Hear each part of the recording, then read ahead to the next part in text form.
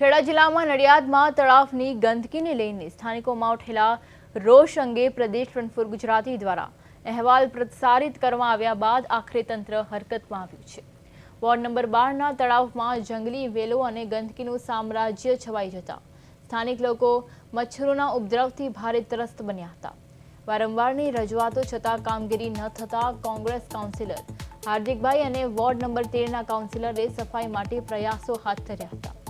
દરમિયાન પ્રદેશ front four Gujarati પર આ સમાચાર પ્રસારિત થતાં જ તંત્ર ઊંઘમાંથી જાગ્યું હતું અને આખરે તળાવની સફાઈ કામગીરી યુદ્ધના ધોરણે શરૂ કરી દેવામાં આવી હતી। તળાવની સફાઈ હાથ ધરાતા સ્થાનિક રહીશોમાં મોટો રાહતનો શ્વાસ લીધો છે। સમાચારની ગંભીરતાથી નોંધ લઈને તંત્રને જગાડવા બદલ સ્થાનિકોએ પ્રદેશ ફ્રન્ટ ફોર ગુજરાતી ચેનલનો આભાર વ્યક્ત કર્યો હતો। આ જે કામગીરી થઈ છે એનો ખૂબ ખૂબ આભાર પ્રદેશ 24 ગુજરાતી ચેનલનો કે આ અહેવાલ પ્રસિદ્ધ થયા પછી અમારું કામકાજ ચાલુ થયું એટલે એમનો ખૂબ ખૂબ આભાર। ઈશિતભાઈ પટેલ છે, વોર્ડ નંબર 13ના કાઉન્સિલર છે, એ પણ અહીં કામગીરી કરવામાં આવે। હા, એ પણ ઈશિત પટેલ પણ જો અહીંયા કામગીરીમાં એમણે રસ ધરાયો એ બદલ પણ ખૂબ ખૂબ આભાર એમનો પણ। ગઈકાલે ઉત્તરસંડા મહાનગરપાલિકા વિસ્તારમાં જે ધુણિયા તળાવમાં જે સમાચાર પ્રસારિત થયા બાદ જે તંત્રએ જે સફાઈની કામગીરી હાથ ચાલુ કરી છે, વાત કરીશું હાલ જે ઈશિત પટેલ વોર્ડ નંબર 13ના કાઉન્સિલર છે તેમની સાથે સીધી વાત કરીશું। ઈશિતભાઈ, જે ધુણિયું તળાવ છે, કેટલા સમયથી આ સમસ્યા છે, શું કહેશો?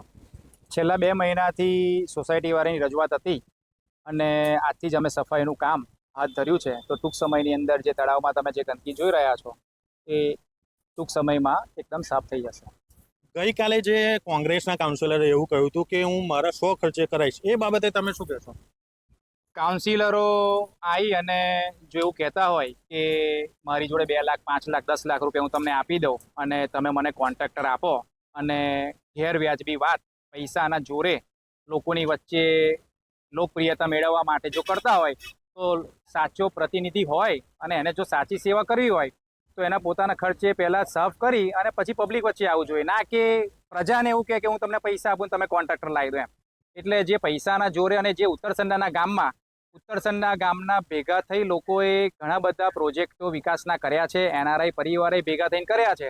તો ઉત્તરસંડા ગામમાં જો પૈસાના જોરે વાત કરતા હોય કે હું આ કરી દઉં તે કરી દઉં તો એકદમ ગેરવ્યાજબી વાત છે અને લોકપ્રિયતા સસ્તી લોકપ્રિયતા મેળવવા માટે ખાલી બોલી અને આ વસ્તુ કરવા માંગતા હોય તો હું એના વાતનું એકદમ ખંડન કરું છું કે ઉત્તરસંડા ગામમાં આવી અને અમારી પબ્લિકમાં વોર્ડ નંબર 12 અને 13ની પબ્લિકમાં હું તો એવું કહું છું કે નડિયાદના સમગ્ર વિસ્તારમાં દરેકે 13 જેટલા વોર્ડ છે એમાં વિસ્તારમાં એવું કે પૈસાના જોરે હું આ કરીશ તે કરીશ તો એકદમ તદ્દન એ પાયા વિહોણી વાત છે અને એકદમ ખોટી વાત કહેવાય કે પૈસાની વાતથી લોકો વચ્ચે જઈ કે 2 લાખ 5 લાખ 10 લાખ હું ખર્ચીને આ વસ્તુ કરીશ તો એકદમ ખોટી વાત છે એમની। ઈશિતભાઈ, તમે ઉત્તરસંડા ગામના પૂર્વ સરપંચ રહી ચૂક્યા છો અને હાલ વોર્ડ નંબર 13ના કાઉન્સિલર છો અને હાલ આજે વોર્ડ નંબર 12નું કરાવો છો કામ, એ બાબતે શું કહેશો? વોર્ડ નંબર 12 કે 13 કે 1 થી 13 એ બધા જ વોર્ડ અમારા ભારતીય જનતા પાર્ટીના છે।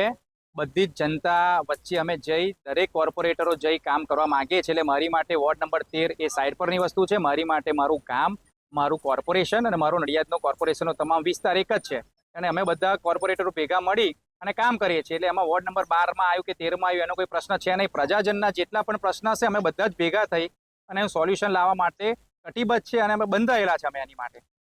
આપણે બીજા પણ અહીંના એક સ્થાનિક કાઉન્સિલર છે સિજલબેન રબારી, જે આપણે અહીં બીજા એક સ્થાનિક કાઉન્સિલર છે સિજલબેન રબારી, તેમની સાથે બે વાત કરતો। સિજલબેન, જે ગઈકાલે કોંગ્રેસના કાઉન્સિલરે એવી વાત કરી હતી કે આ તળાવ હું મારી જાતે પણ ખર્ચી સાફ કરાવો, એ બાબતે શું કહેશો તમે? એમાં એમની વાત તદ્દન ખોટી વસ્તુ છે, કેમ કે પોતાના પૈસે જે કરાવતું હોય એ તો પહેલેથી જ કરાવી શકે અને અત્યારે અમે આવ્યા છે તો એ તો હાલમાં આવ્યા છે નહીં, પણ એક વસ્તુનો આ રોષ પેદા કરે છે અમારા વોર્ડ નંબરમાં કે અમે કરાવી દઈશું, પોતાના પૈસાનો એક રોષ બતાવે છે કે અમે આ વસ્તુ કરી દઈશું, પણ એવું કોઈ દિવસ કોઈ કરતું છે નહીં। ના, હાલ જે આ કેટલા સમયમાં આજે તળાવ સાફ થશે? એમાં એવું છે કે અમે આજે કામ ચાલુ કરાવી દીધું છે, પણ 15-21 દિવસ એવું કહેવા નથી માંગતા, પણ વહેલી તકે બનશે એવી અમે એ કરીશું, કામ જલ્દી એનું પતાવી દઈશું। અત્યાર સુધી બેન કેમ કામ ચાલુ નહોતું, એનું કારણ? એનું કારણ એમાં કે દરમિયાન કે વરસાદ દરમિયાન થોડું ડિલે થયું છે, પણ કામ વહેલી તકે પતશે એવી અમારી એક એ રહેશે। જે સેજલબેને જણાવ્યું તેમ કે વરસાદને લઈને કામ અટક્યું હતું અને વાત કરીએ તો ઉત્તરસંડા ગામના જે પૂર્વ સરપંચ ઈશિત પટેલ અને હાલ વોર્ડ નંબર 13ના કાઉન્સિલર છે તેમણે પણ આ જે કામગીરી હાથે માથે લીધી છે. પ્રતિક ભટ્ટ, પ્રદેશ 24 ગુજરાતી, નડિયાદ, ખેડા.